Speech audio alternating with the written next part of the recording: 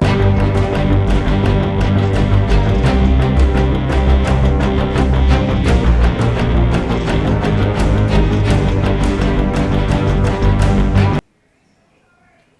to Nighttime News. Today's nighttime isn't really nighttime. Next week, there will be no school Wednesday, Thursday, or Friday due to Thanksgiving break. Yay! And now, our interview team will discuss woodshop with Mr. Wright. What can you tell us about woodshop? Well, North Valley hasn't had a wood shop for many years, and it's something that I have dabbled in as a hobby, and so I wanted to bring it back to the school.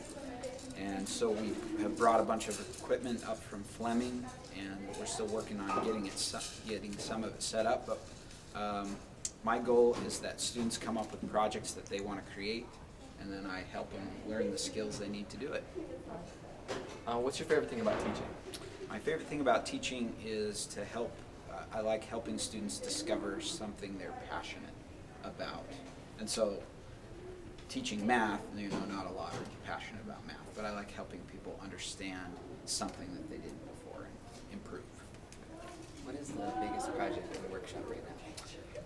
The biggest woodshop project right now is we have to actually get the equipment wired, because right now the table saw, the jointer, and the planer, those run on 220 instead of 110, and we have to hardwire them into the wiring in the wall there. And so we're going to take the wire up through some conduit, across the rafters, down the wall, and get it all going. What's a piece of advice you'd give to students in the workshop? My advice would be to learn how to use 3D modeling software so you can design your projects digitally first, and then that takes a lot of the error out of your work. So if I can design it in something like SketchUp, for example, when I go to actually build the project, it's easier to make a cut list, easier to visualize what it is you're going to do before you actually start cutting anything. Thank you. Thanks for that great interview.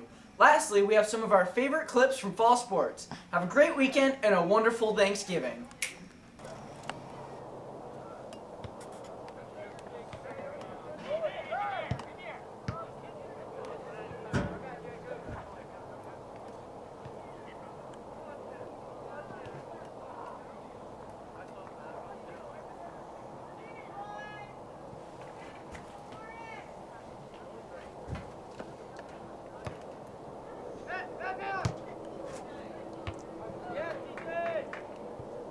We are at the minute mark.